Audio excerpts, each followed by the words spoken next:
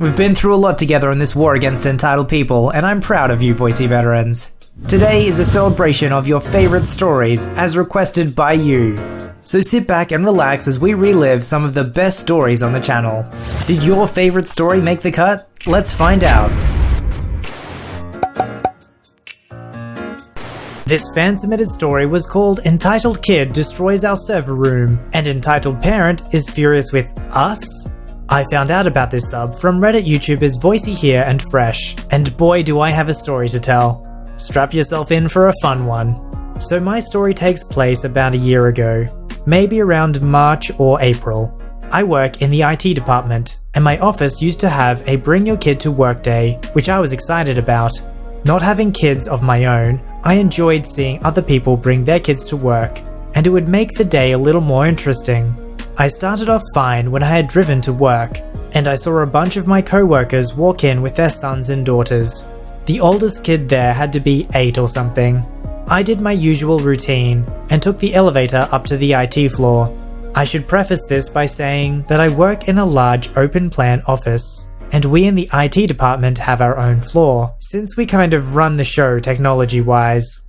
We don't even have that many people working in IT. Not counting my boss, the department head, we had 10 people in our department. So when I head up to my floor and check in, wave at my co-workers and sit back down at my desk, I was a little disappointed since there were no kids on our floor. Most of us didn't have kids, and those of us who did were very, very young, like infants. My boss did have a 6-year-old son who was delightful to have around, but he wasn't there.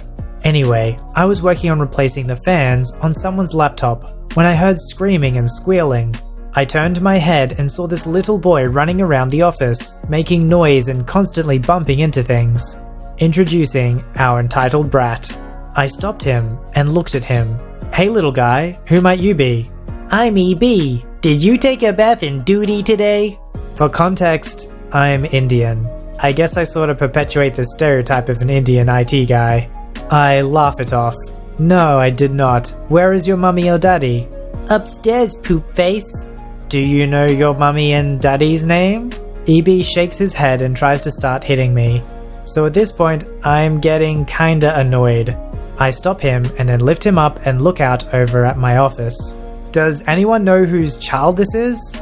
People look up and shake their head. Since he said their parents were upstairs, they likely didn't work in IT. I thought EB probably just got bored and wandered to the elevator and found himself here. Since we didn't know whose kid it was, we thought we might as well keep him here. Since he was a little kid, I figured that he would get bored really quickly.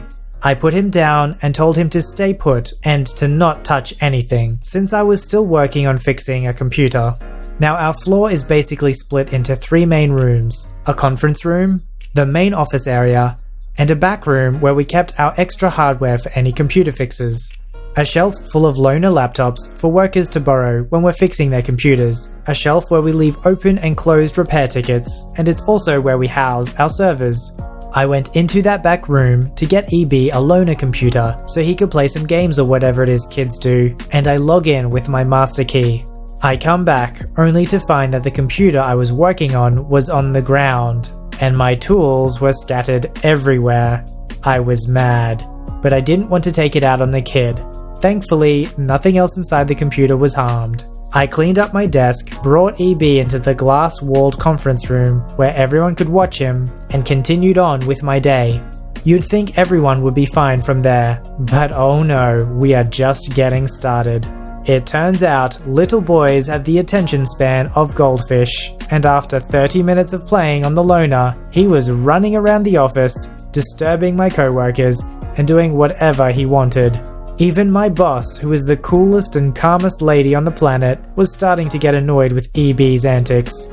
You'd think that would be the limit to what EB could do, but this little gremlin was just warming up, I guess. In the middle of the day, I was working on writing up a quality report on our computers for our meeting with the computer company next month. It was going well and I hadn't heard anything from EB in a while. Suddenly, I heard some commotion coming from the front of the office, and I walked over to see what was going on. There was a whole mob of workers from other departments at the front of our office where my boss typically was. The following ensued. CW is co-workers, B is boss, IT 1, 2, 3, 4, 5 are other IT workers. Our connection's getting all weird and our desktops are glitching out. What the heck is going on? Please calm down, everyone. We'll get this sorted as soon as we can. Hey, come to think of it, my computer isn't working so well either. Yeah, me too. My boss looks at them. Alright, maybe it still might be isolated to a couple of floors. IT 2, 3, 4, 5, go to the other floors and check this out. OP and IT 1, you two check the server room. The other IT guys head to the other floors to do a quick check on everything. IT 1 walks over to my desk to talk to me. Have you seen EB lately, OP? I could have sworn he was with you. Maybe he got bored of us and decided to bug accounting or something, and I thought you were watching him. IT 1 just laughed. Yeah, like I'd spend more than 5 minutes with that little monster.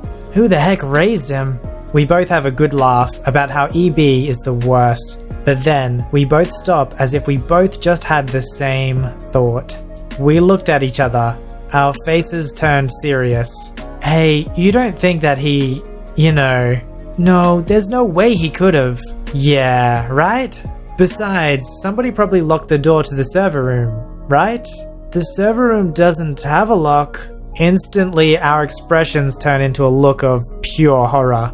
We ran over to the server room, hoping to God that we were wrong. But the moment we opened the door, my heart sank. What we saw made IT scream. What the heck? EB was sitting in front of the server racks, laughing and giggling at what he had just destroyed. We ran over to look at the damage, and I could have cried if I wasn't so angry. That little brat had almost ruined our company. It smelled foul in there, because EB had peed on the servers and had taken a poop in the middle of the room. Motherboards were fried, wet cables were dangling from their cages, and hard drives were almost falling out, hanging on for dear life by their SATA and data cables. We were distraught. To make things even worse, the little brat that did this was still laughing. IT1 lost his self-control and grabbed the kid by the shirt and dragged him outside. The entitled brat was still laughing like a maniac. You think this is funny, you little monster? EB started to cry. Mommy! You're in a lot of trouble, kid. IT1 and I took the kid to the front of the office, where my boss was still dealing with an even bigger crowd of ticked-off workers. We walked over and dumped the kid on the ground in front of them. Before we could explain to everyone what happened, the boy ran into the crowd and I saw him stop and hug a woman's leg. It was her, the entitled parent. If looks could kill, she'd be stabbing the three of us with razor-sharp knives. What the heck did you do to my little boy? Are you his mother? Well, your brat basically ruined this company. Calm down, what's the situation? How bad is it? We got fried hardware and disconnected servers. I think he got to our router too. The hard drives might still be good, but we are definitely going to need to build a new server. Hopefully it doesn't take too long. Also, he took a dump in the middle of the room.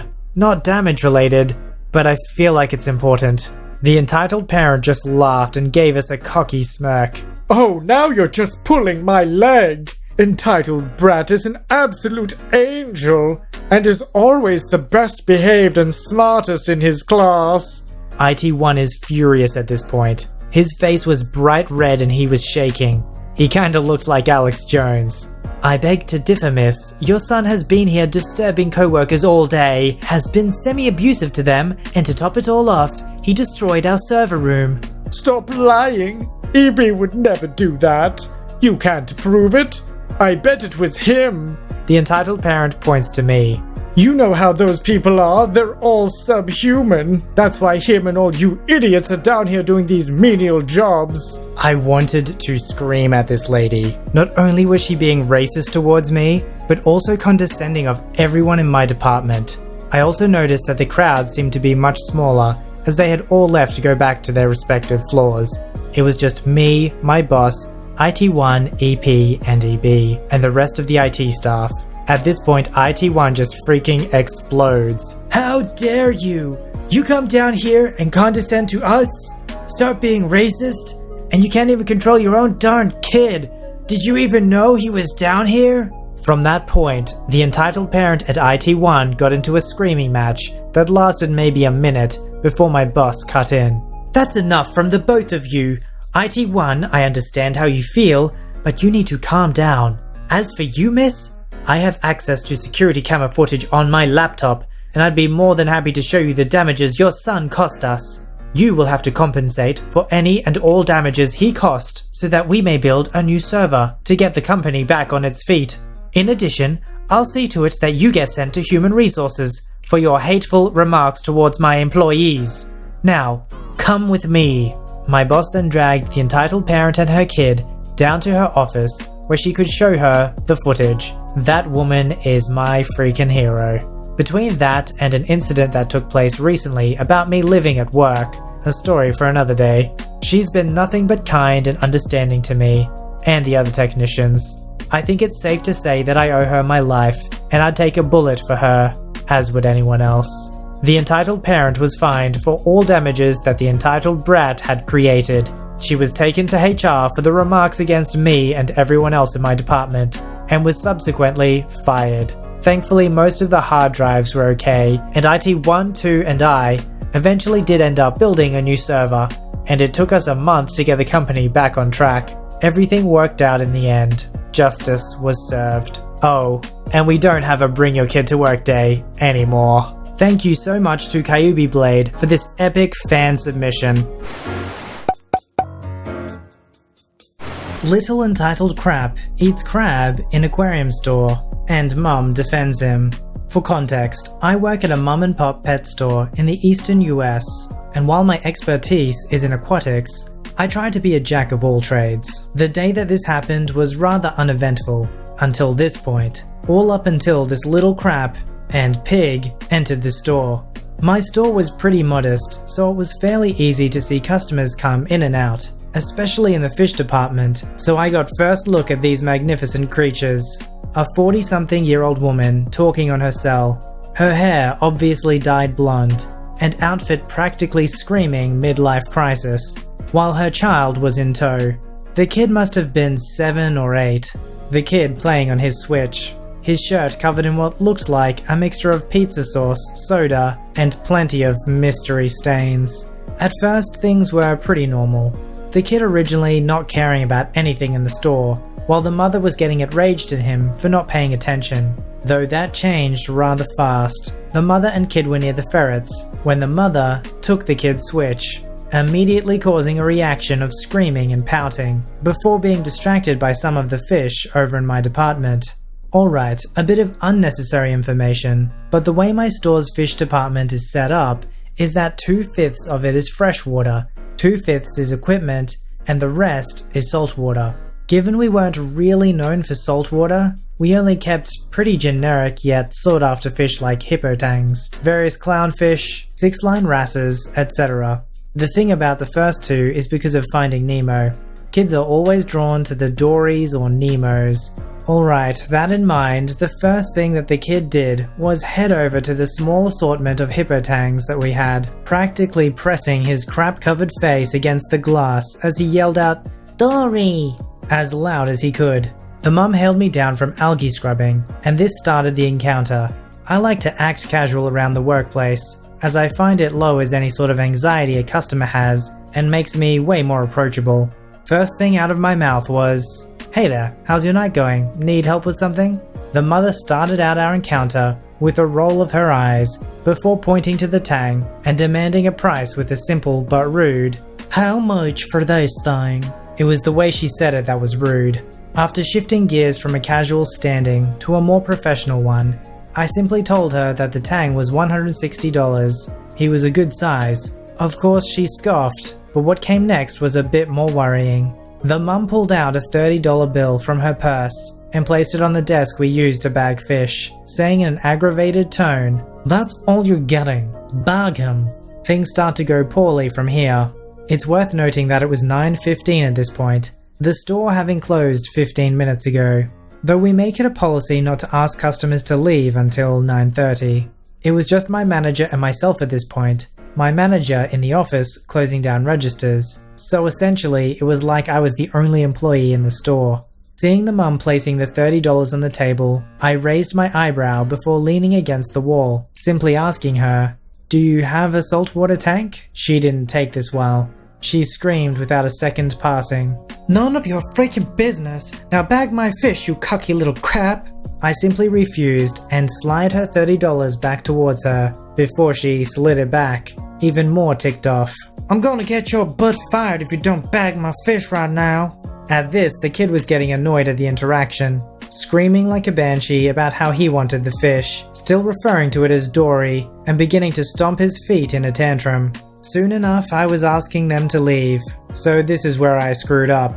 I should have called the cops at this point, knowing that she wasn't going to leave without a fight. The kid was on the floor at this point, pounding his fist to the floor as snot dripped down his face, and the mum tried to guilt me. "Sorry, sweetie. This guy doesn't want you to have the fish. He's perfectly fine with you having no fish friend to make you happy." At this point, she turned back up to me. "Do you see what you did, you stupid little frick? You're breaking my angel's heart because you've been too much of a loser to sell me the fish." You know how some opera singers can break glass with their voice? This kid would have a knack for something like that. The kid was screaming as loud as humanly possible at this point, as he managed to reach into the tank.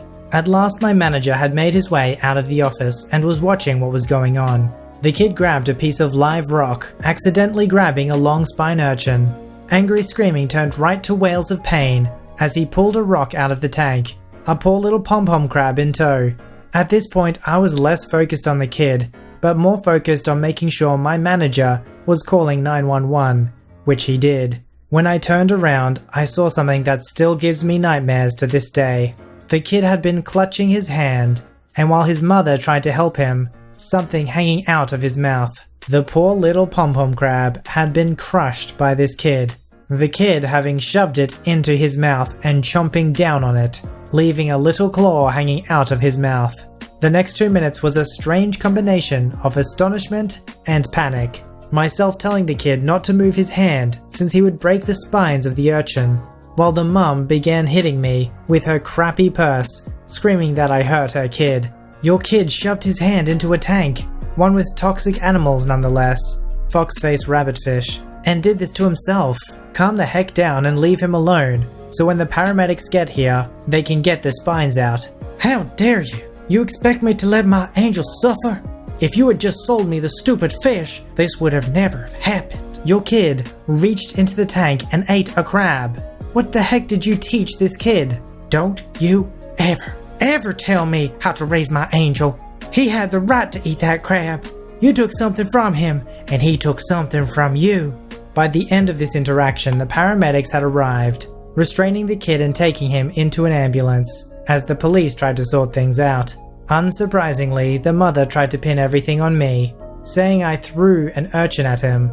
What? And he ate the crab in a panic. Equally unsurprisingly, we had the entire thing on CCTV, including the mother hitting me with her purse. Long story short, the mother was arrested for aggravated assault, as apparently she had stuffed the rock into her bag to give it the extra punch. Didn't notice until the paramedics saw me that I was bleeding on my leg from the jagged live rock. After getting a statement, the cops left, the mum and kid going off to wherever the heck the cops took them, and I got out of everything with 8 stitches and a $300 bonus from my boss for handling the situation without anyone getting seriously injured.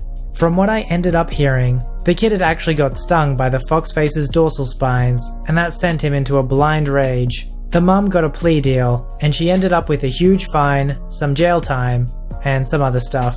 I guess I never really thought about it, but after the movie Finding Nemo would have come out, there would have been a huge boom in the pet industry, particularly for those kinds of fish, which I guess is great if you're a fish farmer, but if you were a worker at one of these pet stores, you would have had to put up with this crap all the time. I imagine they still probably do. This story was called Give Me Back My Fake ID. Years ago, I used to work as a bouncer in a few different bars. This one bar in particular was located inside of a hotel that's about 50 yards away from a police station. That becomes somewhat relevant later. It was also one of those bars, much to my disappointment the entire time I worked there, that allowed kids under the age of 21 inside, provided we marked the back of their hands with a large X to indicate to the bartenders that they were underage and not allowed to drink. Naturally, these underagers still needed some kind of ID to prove they were at least 18. Typically, either a provisional driver's license or at the very least a college ID. Now, while I'm a pretty big and intimidating looking guy, HB was huge, and OB was the oldest with the most experience, coupled with the fact that I was the only one there who knew how to immediately spot a fake ID from both my state and the 2 neighboring states. I typically got relegated to door duty, checking IDs and collecting covers for most of the night. So one particularly busy night, I'm working the door, taking money and checking IDs. When the entitled person walks up with her group of friends, I ask to see her ID, and she goes into her wallet and takes out her driver's license and hands it to me. I then notice that in her wallet, underneath the ID she just gave me, was another driver's license, but in the style of a provisional license. This immediately sets off a fake alarm in my head. I glance at her ID and immediately identify it as being fake. This is a fake ID. I can't let you in. What? That's not fake. Then let me see your other ID to make sure it matches up with this one. She acts nervously. What other ID? I don't have another one. The one underneath the one you just gave me. I clearly saw it. I don't have another ID. I don't have time for this. I wave over the head bouncer. What's the problem? She's trying to get in with a fake ID. He's lying. It's not fake. I show the head bouncer how I can tell it's a fake. I'm sorry miss, but it's fake. I'll still let you in though, but you'll be marked as underage. I stare at the head bouncer, giving him a WTF bro look. The entitled person responds while I'm drawing a large X on the back of each hand with a Sharpie Magnum. Can I have my ID back? Excuse me? Give me my ID back. No, it's fake. So what? What, are you high? I'm not going to give you back a fake ID. It's illegal to even have this. Side note, in my state, being convicted of having a fake ID is a mandatory suspension of your driver's license, and possibly a $1,000 fine, or even some jail time. Are you serious right now? It's my property. Give it back. The head bouncer sighs. Once the bar's closed and we've got everybody out, come find me and I'll give it back. I give the head bouncer another WTF bro look. EP then smirks smugly at me, like she's actually won something, and goes inside with her friends. Head bouncer just shrugs at me, and tells me he said that just to move things along, and it's not a big deal. So throughout the night, I confiscate 2 more fake IDs, from people who didn't put up a fight or argue about it. And everything is going smoothly, until a couple medium-sized fights break out. They're quickly broken up, but somebody called the cops claiming the bouncers are starting fights, not doing their jobs, and letting underage kids drink, and within 5 minutes 3 cop cars pull into the parking lot. Head bouncer speaks with the cops, telling him that it was a false alarm, whoever called was lying, and I hand over all of the fake IDs I had collected as proof that we know what we're doing. Yes, including the entitled person's fake ID. The cops take a few notes and then leave us in peace.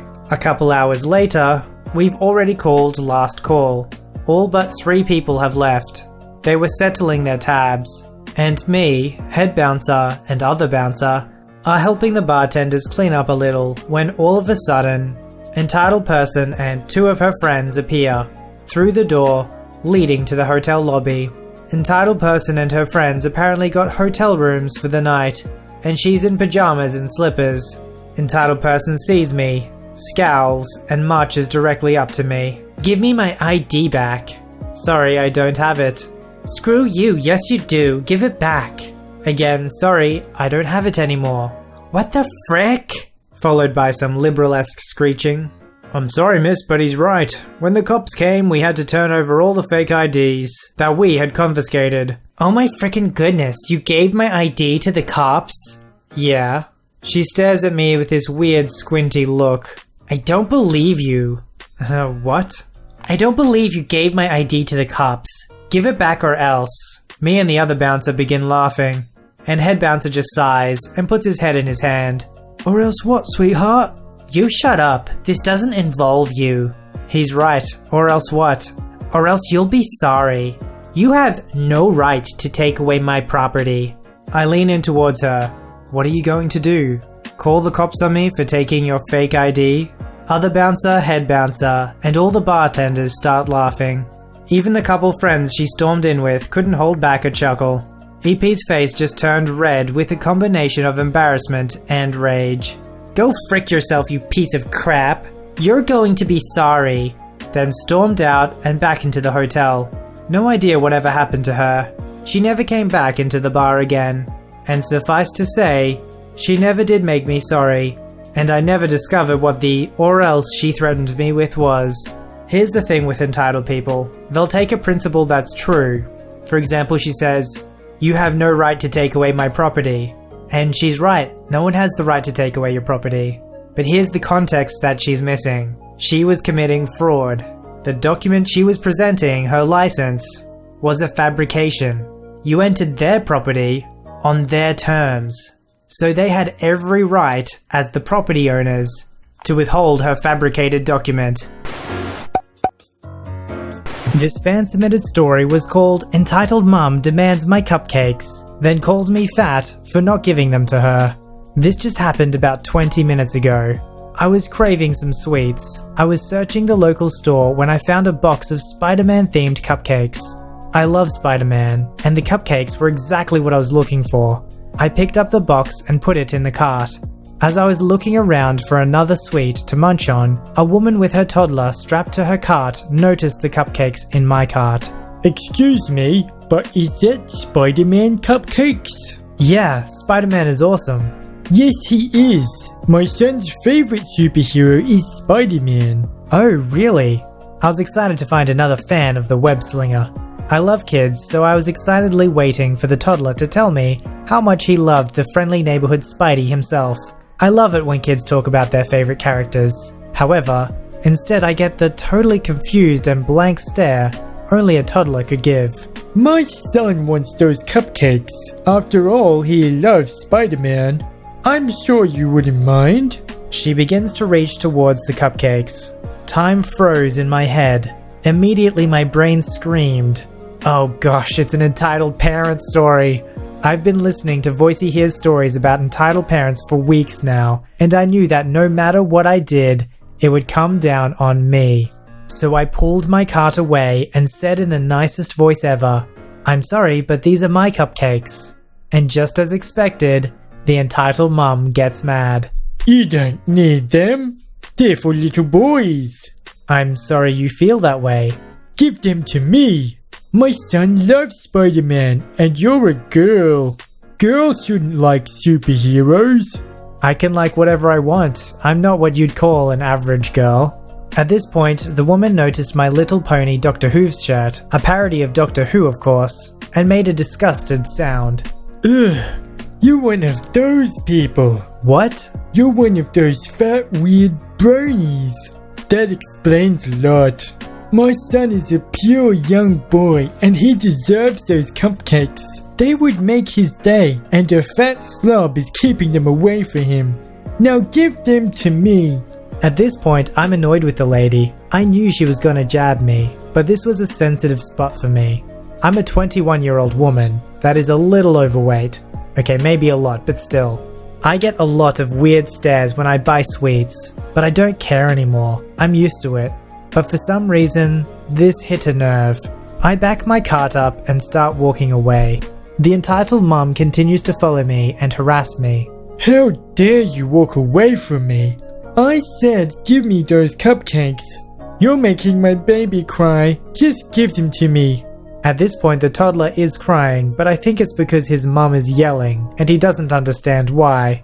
I start walking faster to get away from her. I managed to finally get away after running through the store and into random aisles. After I got away, I bought my stuff and ran out to the car where my mum was waiting. I threw the cupcakes and the other stuff I bought into the car and jumped in. When my mum asked what was wrong, I looked at her and said, "Step on it, entitled mothers are real." She drove off laughing as I told her the story. If the mum would have been nice, I probably would have given her the cupcakes.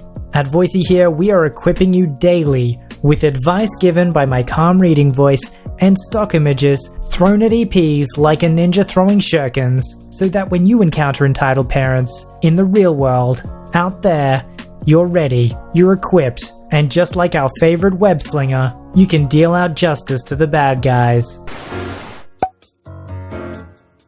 This fan-submitted story was called, "Lady, we're a bookstore, not a library. You have to pay to read." This happened back in the early 2000s, but I still laugh at the memory of it. This is also not really my story per se. I've never worked retail, but I was there for the whole thing. Back when I lived in California as a teenager, I would visit a bookstore in my local mall, which was called the Wicked Bookstore. It wasn't its name, but the font their sign had was a bit hard to read, and that's what I got it to. I would often go to this bookstore at least once a week to check out the manga section, and I add to or collect new stories to my collection at home. So needless to say, probably 90% of whatever money I got from babysitting and allowance was spent in this store. It also resulted in me befriending one of the employees there, who I will call Wolf. Wolf was an awesome guy, and liked to help customers out in finding what they needed. And because I had a tendency to read a lot of manga and sci-fi, he would ask me on some of my recommendations when I was there. Now when I go and buy books, yes, I'm dyslexic, but I love reading, and use what techniques I have to improve my word memory. I would always start by reading the back summary, looking at the art, especially mangas, and then read a little bit of the book to get a feel as to whether or not I liked it.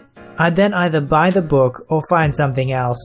Now I wasn't the only regular Wolf would have in the store. There was this lady who would always show up, find a book and read before putting it on the shelf.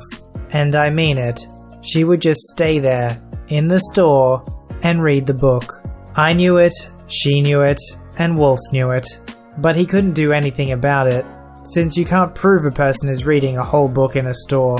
So I'm in the store one day, as usual, where I'm waiting for some reason, maybe meeting a friend, I don't remember, and I decide to sit down and read the newest volume from a manga series that I was collecting at the time. Wolf was fine with me doing this because he knew I was going to buy it anyways, and we're all relaxing when the lady showed up again. The woman, let's call her Mary for the sake of something different, waltzes in with this "I'm better than all of you" attitude, and goes over to the romance section that was near me. I looked at Wolf, who just huffs in annoyance, feeling his pain. Mary, in the meantime, grabbed a random paperback book and proceeds to find wherever she left off last, and folds the book in half. I just stare, mortified, because if you can't guess it, that's the worst abuse you can put a book through, and it creases the spine horribly. Now, if it's your own book and you do this, there's no judgment here. But Mary hadn't bought the book, and nobody wants to pay for a new book that looks like it's been mistreated. Wolf, of course, instantly yelled at her to not do that, to which Mary just scoffed. The conversation that followed, at least to my memory, went like this. "What is your problem? You're breaking the binding on our books when you do that. Please stop." "Oh, calm down, it's just a book." She turned back to ignore him and continued to read. Now I'm not sure if Wolf was having a bad day, or if he just stopped giving a hoot about this lady as a customer, but he proceeded to walk around the counter and literally rip the book from her hand, so that a few pages came loose. "You know what? Get out." "Oh, what are you?" "You need to leave now. Get out. I'm banning you from the store." "What? Why? What did I do? I'm a paying customer." "Lady, you've been coming in here for the last 2 years and have bought 2 books. 2. Otherwise you just sit around in the store and read. We are not Barnes & Noble. We're not a library. And now you were damaging our property. Leave." "It's a bookstore. I'm allowed to read the book to see if I like it." "A few pages maybe. A chapter at the most. Not the whole thing." She was fuming when she looked at me, sitting in the floor awkwardly, reading as I wasn't sure what to make of the whole thing. Well, she's reading too, throw her out. Wolf looks at me, then back at Mary. Lady, that's one of our regulars. She's here weekly, buying books. Want to know why I'm letting her read that book? Because she's going to buy the book. Now get out. They argued for a bit longer, Mary refusing to leave, and Wolf just yelling louder and louder for her to get out. I guess in the end, Mary started to feel embarrassed, because people were staring and left. Wolf didn't have the power to actually ban her from the store, so I did see her a few other times after that, but she would always blush when we made eye contact and hurry out of the store. This story is just like people who abuse the whole free sampling system and think it's a replacement for the whole thing. I don't know if she thinks she's clever. Like, wow, they're so stupid, I can just read books for free and they'll never notice. I'm sure there are people who get away with it. I mean, she got away with it for 2 years. But do you really want to be known as that person? Every time you go in the store, people know, and surely you know they know. Is not paying for a book really worth the awkwardness? I'm all for a good deal when there's one available, but abusing a system to get one is just really low. This story was called I Sold This House to You and Want It Back for Less Than Half of the Price. First, let me describe the kind of aunt that we have. This aunt, or entitled aunt should I say, of ours has been the source of headache for us as a family emotionally and monetarily. She would always ask my mum and dad for a loan that would take years for her to pay. Where those loans go is one of our biggest questions to date. And whenever my mum or my eldest sister would ask her for the payment, she would always play the I'm family card and be all emotional and crap to play on mum's emotions. My mum has a soft spot with her family, and she would most likely let it slide. But not my eldest sister. She would constantly remind and warn my aunt to pay her debts, or she'll do something about it. My aunt would then turn to my mum, asking for protection from my sister, to which my mum would ask to my sister about it. My sister though is not having it, and is just relentless on her pursuit of making my aunt pay her debts. This got to a point where my aunt warned to sue my sister if she doesn't stop, to which my sister openly invited. My sister works in a law firm, so she knows the law and that our aunt has no case at all. Ultimately, our aunt paid, but not without any parting words on how our family are a bunch of rude people and that she would never ever talk to us again and such. But after a month or so, she made up with my mum and everything was well, except for my eldest sister. So for context with the title, my aunt put her house up for sale due to her children moving out. She had 2 daughters who are all married now. Initially, she said that the house was getting too big for me to keep or maintain, and she'd plan on buying a nice condominium near the downtown area. Her house is a 30 to 45 minute drive from downtown. My uncle didn't want her to sell it to someone they do not know, or at least does not have an affinity to, so she suggested to sell the house to a relative or a super close friend. My aunt then talked to my youngest sister. I have 3 sisters and I'm the only guy, and pitched her the idea of buying the house from her. At first, my sister didn't really want to entertain the idea of buying a house at this point in time,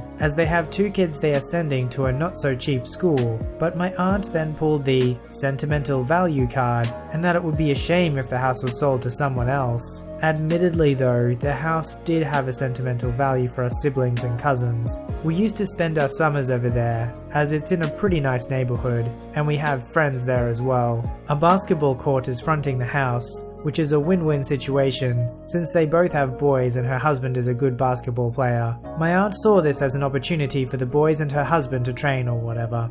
To my aunt's credit, she did have a nice pitch to my sister, so I got to give her that. My sister and her husband decided to buy the house, as they have long planned to have a house of their own. But her husband's grandmother begged them to stay at the current house they're living in, until his grandmother can return back, as she was sorting something out from a different city. So they decided to have it leased until they were ready to move. My eldest sister, who by the way was against all of this, helped with all the contract and legal stuff so they can cover all their bases. The details of the sale aren't really familiar to me, but if my memory serves me right, the house and lot were sold for more or less 1 million pesos. My sister gave my aunt a more than generous amount of time to move out, 6 months. When the time came that everything was moved out, my sister and her husband decided to pay a visit to their recently bought house and see to what extent the renovation would be. And to their surprise, the condition of the house was a literal crap hole. The walls and ceilings were falling apart.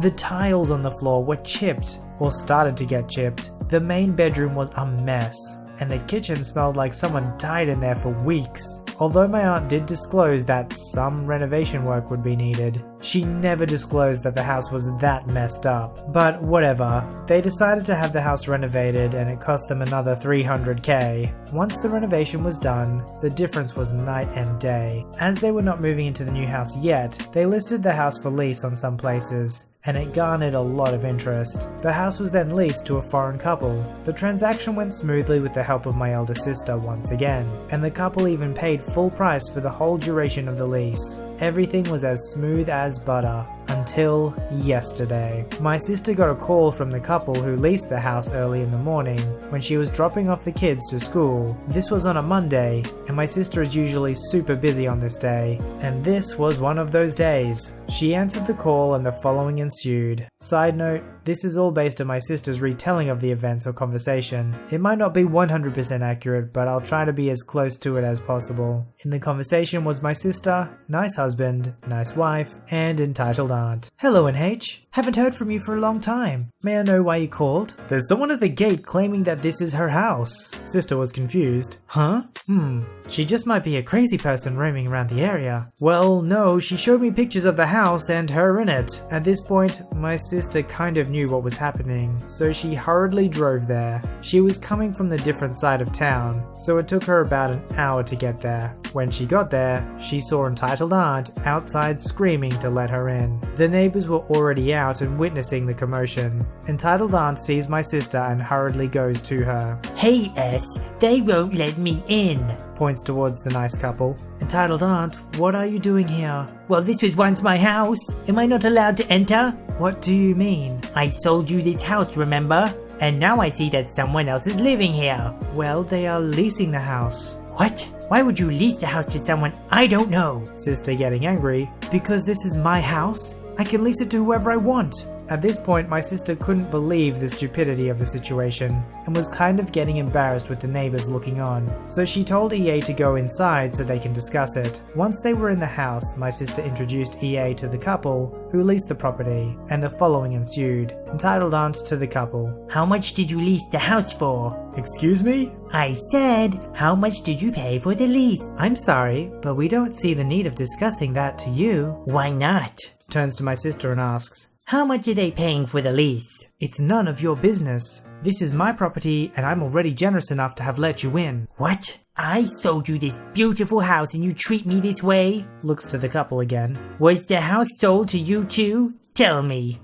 Look lady, even if we had bought it, we don't need to tell you the specifics since we're not dealing with you. And no, we didn't buy the house. You're a liar, faces my sister. I'll take the house back now. Excuse me? Are you out of your mind? No, I'm not. And it's clear to me that you're an irresponsible homeowner. She takes something from her bag. Here, take this 300,000 pesos and give me back my house. 300,000 pesos? Seriously? Sister slams the money to EA's chest. My sister is fuming at this point. You need to leave my property right now. I won't allow you to disrespect me in front of these nice people. 300,000 when we bought this house from you for 1 million? You can't kick me out of here. This is my house. Sister grabs her phone. I'm calling the cops now. EA then bolts out of there. On her way out, she screamed, I'll come back and take the house. This is not the end of this. After EA was nowhere to be seen, my sister broke down in front of the nice couple. The couple asked her a few details about EA, and they were super understanding. My sister offered to return about 1/4 of the total money they paid for the lease, but the couple said that it's not necessary. Her husband knew what happened and he was furious, to the point where he almost went to the condominium where EA was living,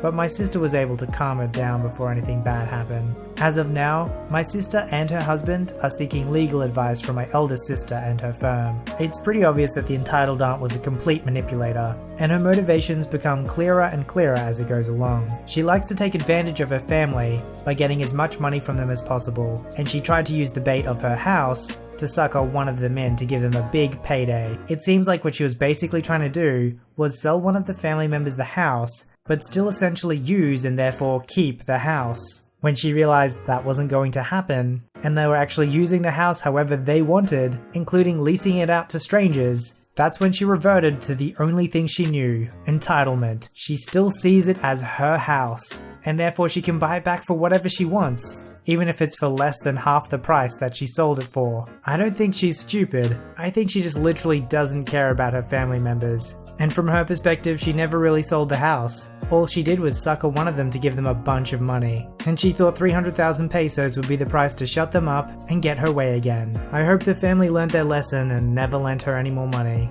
It's only going to cause everyone more harm.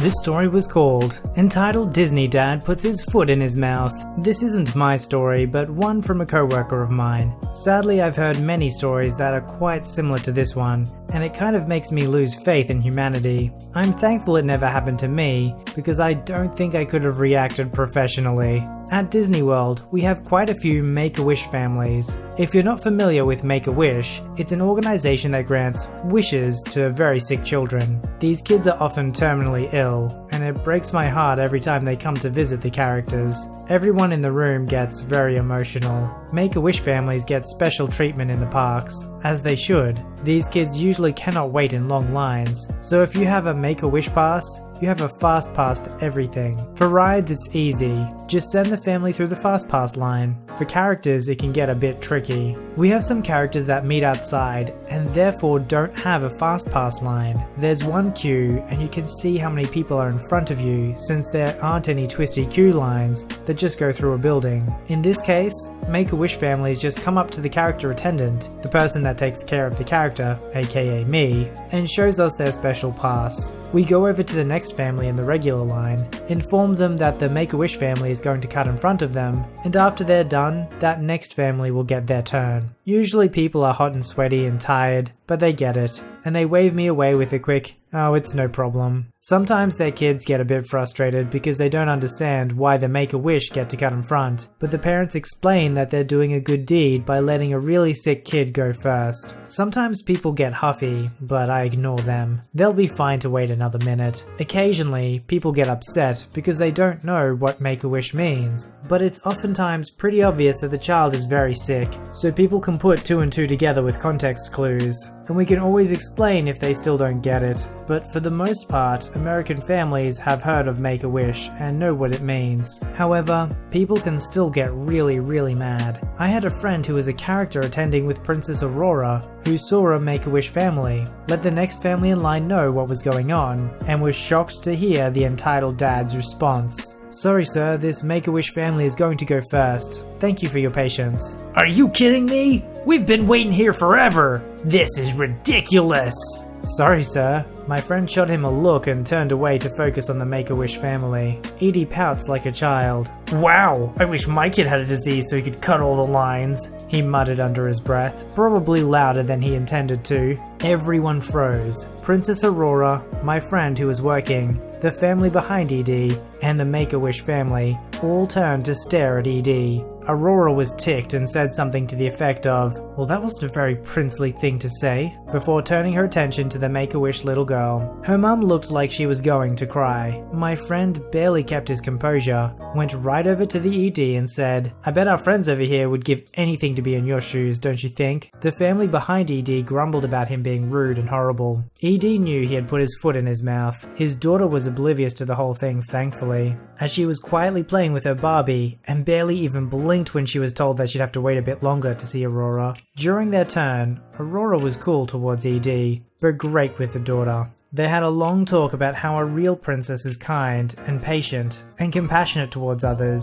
Edie slunk away, and I hope he learned from his behavior. It's pretty sad when you're so involved in your own little bubble that you think that your pain of waiting in line for a long time is somehow worse than a terminally ill kid. At least he had just enough self-awareness there to realize that he'd made a mistake, and he's lucky that his daughter was oblivious to what he said, or else that could change how she views her father for the rest of her life. This story was called, This is How You Deal with an EM. Speak Another Language. So a little bit of background before I start. I was born in Pakistan but came to Canada when I was 3, but by that time I could already speak in Urdu, Punjabi and Hindi. The languages are fairly similar in many regions. And then I came to Canada, and English was my 4th language. As I grew up, I also learned Arabic, French, and Japanese, to varying competencies, but all within the realm of conversational. Having grown up in Canada, I have no accent when I speak in English, so you wouldn't be able to tell me apart from a Caucasian person if you spoke with me over the phone. But also having learned so many languages, I am able to pronounce a lot of sounds fairly accurately, so I sound authentic in all languages that I speak in to all but native speakers. Most of the languages I know sound different enough from each other that someone that doesn't know them can still tell that the language is different. I've traveled back home to Pakistan a few times, and I would always encounter those beggars who come with elaborate stories,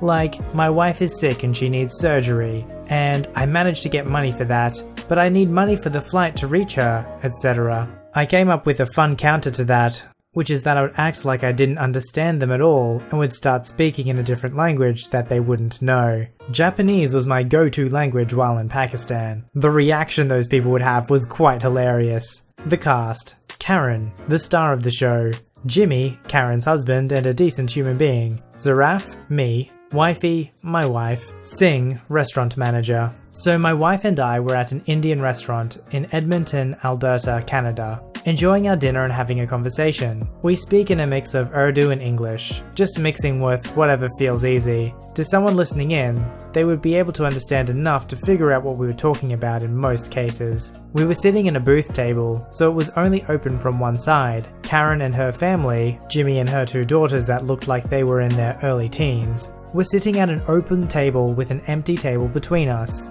My wife is Pakistani like me, and what some Pakistanis like to do is eat rice with their hands. I prefer a spoon myself, but at this time my wife was eating with her hands. Apparently this Karen got offended at seeing my wife eat with her hands. When she came over, I started speaking in different languages, acting like I didn't understand what she was saying in English. I'll translate what I said and put in parentheses which language I said it in. Here's how it went. Karen walks over to our table with a sour expression on her face. Jimmy calls to her, telling her to sit back down and leave us alone, but she ignored him. She addresses my wife directly. What's wrong with you? Can't you eat your food in a civilized manner, like the rest of us? Huh? What do you want? Can't you see we're eating? Karen looks at me with surprise. What did you just say? Speaking Urdu to wifey, don't talk to her in English, just do what I'm doing. Back to Karen. You're just a crazy woman, go sit back down. Why aren't you speaking in English? My wife starts smiling and I try hard to keep a straight face. We are just enjoying our meal. Why don't you go and sit down? I just heard you speaking in English. I know you can talk in English. Yeah, but I choose to not do so. I think she's getting upset. I know, that's what makes this so much fun. Stop it! Talk in English like I heard you before. Now in Japanese. So you were listening in on our conversation. Don't you have any manners? Wait, that's some other language now. What the heck is this? Leave them alone, Karen. They don't speak English. I know they do. They're just pretending not to. It doesn't matter. Just sit down. I start waving toward her table. That's right. Go back to your table, you loud cow. Karen, they aren't even doing anything wrong. Just leave them alone. She's eating with her hand. I can't let the girls learn her uncivilized ways. I say to wifey, start licking your fingers. My wife starts licking the rice on her right hand off the top parts of her fingers, and that makes Karen rage even more. Oh my gosh, look at how gross she's being. Stop looking at her if you don't like it then. Hey you dumb bee, do you behave this way everywhere you go? He changed languages again, I know it. His accent changed. Yep, and I can keep changing. Speak in English. You must have heard them wrong. They don't know English. Leave them alone. Then why are they living here? They don't deserve to live here if they don't know English. I was having a hard time keeping a straight face, so I disguised it by raising my voice and appearing angry. I gestured towards her and then pointed at her table. You are so dumb you can't even listen to your husband. Go sit down and stop embarrassing yourself. You don't deserve to be here. Get out. At this point, the restaurant's manager, Singh, shows up to see what all the commotion was about. He's an Indian guy with a pretty heavy accent when he spoke in English, so I knew he'd speak either Hindi or Punjabi. Excuse me, can you please keep it down? What is going on here? This woman is eating with her hand and it's disgusting. She's corrupting my children with her barbaric ways. Ma'am, there are no rules that forbid her from eating with her hands. Please leave them alone or I'll have to ask you to leave. Now Jimmy gets up and comes over to where Karen is. Sit down, Karen. You've embarrassed yourself enough. This is why I can't take you anywhere. Ignore this dumb cow. Her brain is smaller than a laddu, an Indian sweet. The manager starts laughing at my comment, and Karen gets even redder in the face since she probably thinks we're making fun of her. All of you should go back to your country. Jimmy just takes her arm and leads her back to their table and sits her down, telling her to shut up. Her daughters look like they want to sink into the floor from embarrassment. I ramble a few more sentences in varying languages as a kind of venting before my wife tells me to just leave it alone. We finish our dinner about 10 minutes later, with Karen glaring at us the whole time. I go pay the bill, and as we're walking out of the restaurant, we pass near Karen's table. I call out to Jimmy in perfect English, with no accent, while smiling and give him a wave. Hey buddy, I hope you enjoy your dinner. Have a good night. Karen's eyes bulge as she screams. I knew it, see? They know English.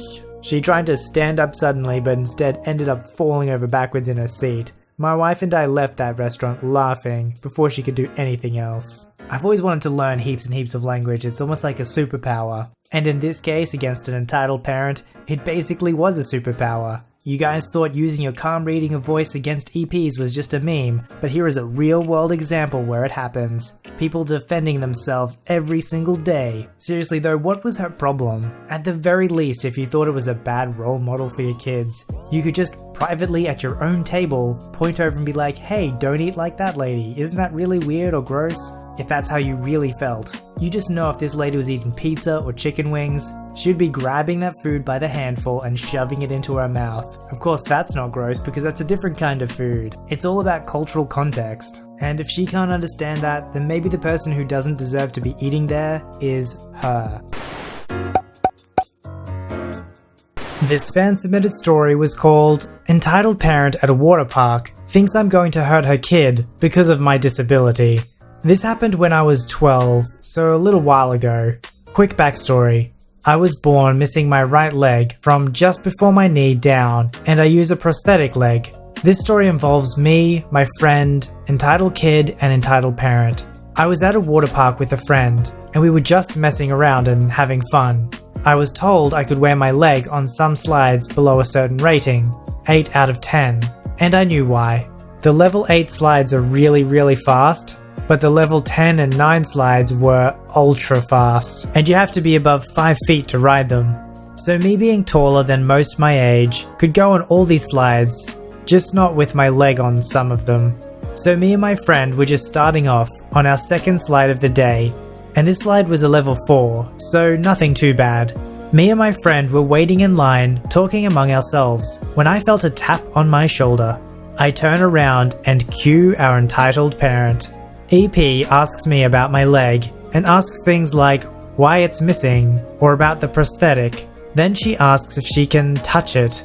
And of course I say yes because it's not a big deal, but this is a very basic leg with a silicone liner and a socket for my leg, and then just a metal pole down a custom-made foot. I say custom-made because this will be important later on. So this lady touches my leg, then asks if her son can touch. And of course I say yes, right? I was thinking that he was going to touch it. Nope. This little kid straight up grabs it and tries to yank it off me. As I said earlier, we had already been on a slide, so the leg was wet and it kind of just popped off. And I was kind of taken aback, but I let him hold it and look at it. Then he noticed the foot, and the foot was spring-loaded and had an ankle joint I built myself. The ankle is adjustable, so I can run in the leg just by turning a knob. He starts messing around with this, and I ask him to stop. When he doesn't, I reach down and grab it back from him, and set it back to its original state. The kid then starts crying, saying he wasn't done looking at it, and the mother says something along the lines of, "Give it back, he wasn't done." When I don't, she starts saying I hurt her child by yanking my leg back, and that I should not even have the leg on the slide because it was a danger to children. When we got to the top, we were about to go down the slide. Then she stops us and asks the lifeguard if I'm allowed to have my leg on the slide. Of course the guy doesn't know and lets the other people go past while he radios back to headquarters, asking if I can have it on the slide. I look back at the parent as she has this smug grin, saying, "You waited all this time for the slide and now you can't ride it." The guard gets back and tells the parent I'm allowed to have it, and I can go down the slide. The parent's jaw drops, and the last thing I hear before me and my friend go down the slide in those two-person rafts is, "He hurt my child." Man, sometimes it's tough being a kid. Like, imagine having this disability, just trying to have a good time. You go up to the slide, you're waiting for it, you're even nice to this lady and let her touch it and whatever. And then she starts harassing you, and then you're about to go down the slide, and then because you're a kid, the guard doesn't trust you, so he has to call back to headquarters. You'd feel so powerless. The EP couldn't even admit that she was wrong in the end. She had to still make up lies. This story was called "You're My Butler Now, and You Do What I Say or Else." Okay, let me tell you what happened on my first ever shift working at the theatre. I think it was the first day, or it was the second, one of the two. I just know I was brand new. Players are me, co-worker, random customer, frick you lady I'm not your butler Karen, manager, the boss man. I'm working concession and I'm the runner. The runner is the person who grabs the food and drinks while the person on till takes the order and money. So we get this big order: popcorn, nachos, drinks and whatever else. Co-worker: "It'll be this much." Cool, can I have a box to put it in? "Sure." I grab a flat box and assemble it so he can put this stuff in, but he can't put everything in there. Do you need help, sir? Yes, I do. Hey, can you help him with this stuff? We're not that busy anyways. I grab the rest of the stuff and help the random customer go into his theatre. We walk inside and he is second row. He grabs the stuff from me and thanks me. I'm about to leave until Karen stops me. Excuse me, young man. "Yes, can I help you?" Can you get me a refill of Coke, please? This is when you were allowed refills on large drinks. "Sure." I grab the large cup and go back to concession, refill it with Coke and go back to give it to her. Thank you. Also, I need something else. Can you grab me some nachos and another large popcorn? Here is 40. I want my change back, I know what it costs. I take the money and go back to concession. Silly me, I think I'm supposed to be doing this stuff because we want to please the customer. I go over to one of the co-workers and wait in line. There is only one person in front of me. The co-worker I was running for sees this and says, "What the heck are you doing? Come back here and help me." "I can't. A customer wants this and that. I have her money to buy it." The frick? So I get the stuff and I go back to give it to her. She was done? Nah, son. She wanted more. My kid would like another refill of Coke. Thank goodness the movie hasn't started yet. So I go back to concession. The manager is there just steaming. "So coworker says you're getting food for a customer with their money? Why?" I explained to him what happened. He quickly stops being mad and starts laughing a bit. "Yeah, no, we don't do that. They had to do that themselves. Just get back to running." I start running again and 1 hour passes by. I hear a horrid scream come out of nowhere. Where the heck is my baby's drink, you jerk? I've been waiting an hour. "I have to stay in concession, madam. I was told that was not my job." You do what the frick I say, you hear? You are my butler. Where the frick is the large cup? I threw it away. Karen does not like this and loses her mind. You gosh darn frick. You owe me a large drink. Get me one now or you're fired. I know the manager here. Boss man walks by because someone radioed him. "Excuse me, can I help you?" Who are you? Where's Billy? "Who's Billy?" The manager. "Well, I'm the manager and there is no manager named Billy." Stop lying. I know him. He is the head of manager of this place. I want this guy fired for not getting my drink. The nerve of him. First off, the head GM is named Jeff. It was not, he just made some name up. Whatever. I want you to fire this degenerate. Are you the one who made him get stuff for you? Yes, he's my servant. You're all my servants. You all do what I want. Come with me, madam. Karen and Bossman walk off to somewhere. No idea what happened next, but I kept running. End of the shift ends, and I ask Bossman what happened to Karen. Turns out he went back into the theater with Karen, kicked her and her kids out, and got security to take out the back door. Also got banned. Nice. Technically, yes, the job of those people is to serve you, but it's in a very limited capacity. The way that you pay for their services is through the products you're buying. If you want them to be your personal servant, yeah, that's not in their job description, so it's gonna cost you extra. This fan-submitted story was called Your Allergy Doesn't Exist. Hey Voicey, I'm a longtime fan of your work, and this is my first time posting. Oh, thanks for posting. This story contains OB, my older brother, MS, my twin sister, EM, entitled Mum, MM, movies manager, and me. A little background before we start. I'm a 17-year-old male. I have a rather big family, brothers, sisters, cousins, etc. My twin sister was born with a rare condition or disease, or whatever you want to call it. It's called polymorphic light eruption, also known as sun allergy, while I was born a mute, meaning I can't talk. We live in a country that has mostly sunny weather. She doesn't care though, and she prefers to stay inside. Now onto the story. This happened a few weeks ago, and my brother is still ticked about it. My sister had been wanting to go see this new movie that was coming out. She'd seen the trailers and had fallen in love with them. After a few days of good behavior and convincing our parents, they agreed to let us go as long as she took 2 family members with her, in case something went wrong. She decided to take me and OB. Are you sure you want to do this, MS? My sister practically busting with excitement at this point. Yes! OB looking very concerned. Alright. Make sure you're covered though. I don't want you to get hurt. My brother was always protective of my family. Seeing as he's the oldest, I'm not surprised. After 2 hours of driving in OB's car, we finally reach the movie theater. We get out the car and walk inside to buy the tickets. We're standing in line with OB standing behind MS. The movie theater was made mostly out of glass by the front door. In walks the entitled mother and her kid, who looked about 13 or 14 years old. The mother stands behind us in the line, while her kid starts running all over the place, knocking stuff over and annoying people.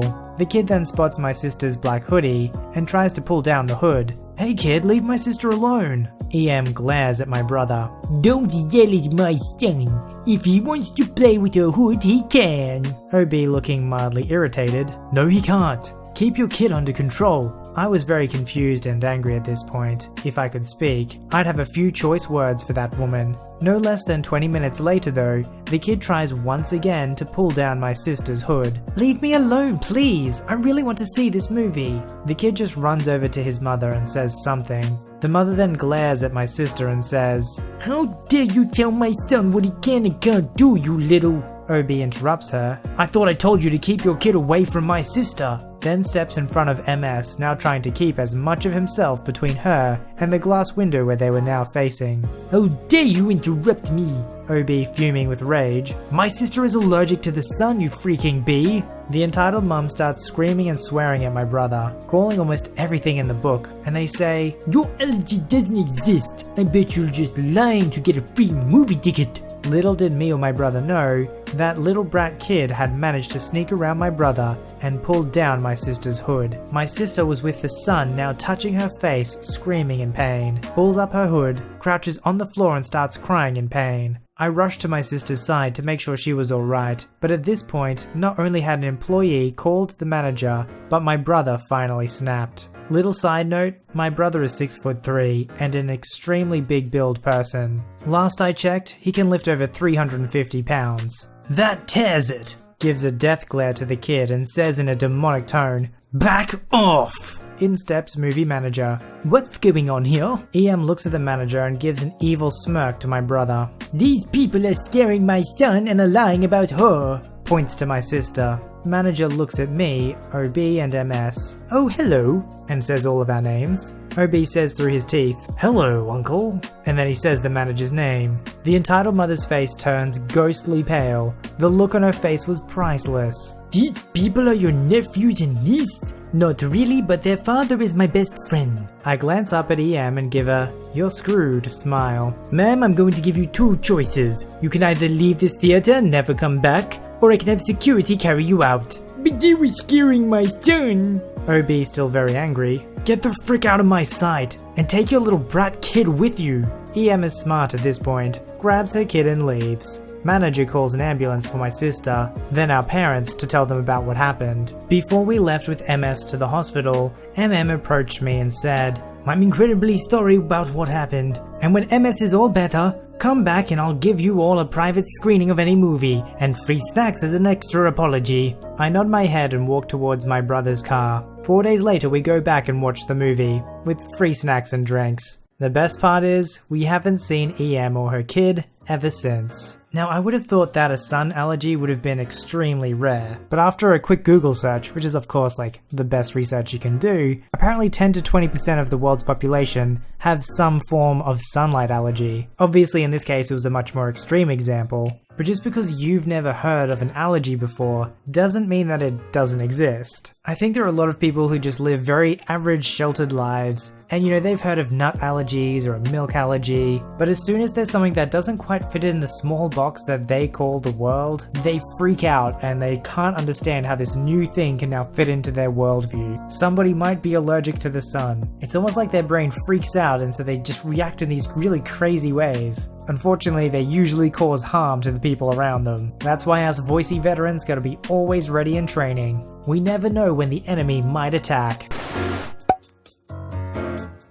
This story was called EM Breaks Into My Backyard to Use My Swimming Pool. The background. I just recently had a new family move into my neighborhood. The neighborhood is relatively small and close-knit, the kind of neighborhood where everyone knows each other, and we generally all get along well. We have big block parties and shoot off fireworks together on holidays. The new family is a middle-aged couple with their 4 children. The kids' ages range from around 14 to 2. This incident is just the first of several problems that I've had with this family since they moved in. EM is the crazy mother, K1, one of the kids around 14 years old, me, the one and only me. I was hanging out in the living room just relaxing and watching TV. From the couch I have a clear view into my backyard. That's when I noticed the retractable cover of my swimming pool begin to roll up. I was home alone and no one else has access to my backyard. For insurance reasons, I have a lock on my back gate because of the pool. The gate always remains locked as we would be liable if anything was to happen in the yard. I rush outside to see what was going on. That's when I see EM standing next to my pool with her 4 children. They are dressed in their swimsuits and EM is rolling up the cover of my pool. Excuse me, what do you think you are doing in my backyard? My kids have been well behaved today and they want to go for a swim. I saw that you have a pool, so we are going for a dip. This is not a public pool,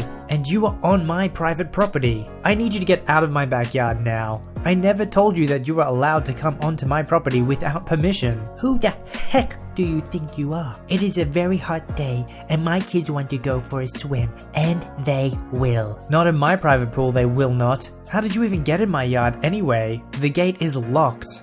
Rickoff, in my old neighborhood, we did this all the time. My kids are going for a swim now, and you will not even know we are here. You're just being selfish, and I will not allow my babies to suffer because of your bad mood. Me, now angry. I will not ask again, EM. You either get the heck off my property now, or I will call the police. You are not using my pool, and that is final. EM finally gets the cover off. Okay kids, jump on in. Don't listen to this stupid bee. Yeah, you stupid bee. We're going for a swim now and you can't stop us. That's it. I'm calling the police.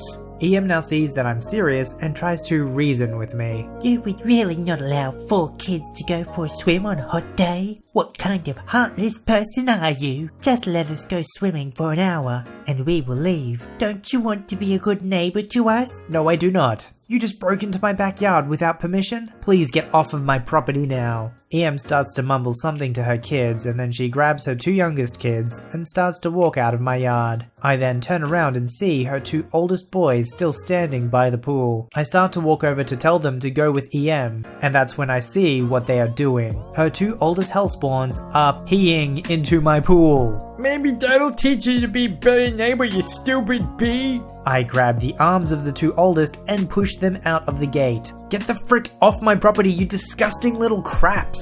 Don't you dare lay a hand on my babies or I will call the police on you. Who do you think they will believe? A good mummy or a pathetic little bee like you? You just got what you deserve. Enjoy swimming in your pee pool. Then they walk off laughing as they went back to their house. I was in complete shock and I didn't know what to do. I now wish I called the police after this first incident, but I sadly did not, and things have since escalated with this family.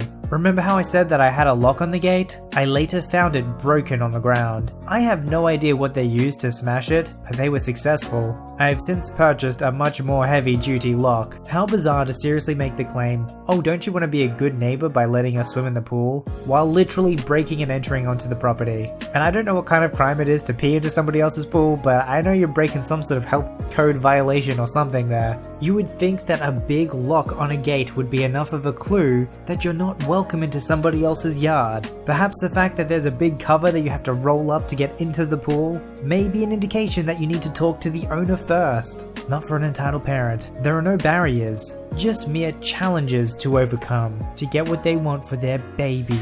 If you'd like your story to be narrated by me, don't forget to visit the subreddit r/Voiceyhere, link below. Don't forget to like this video and subscribe if you'd like to see more. Alright, I'll see you in the next one.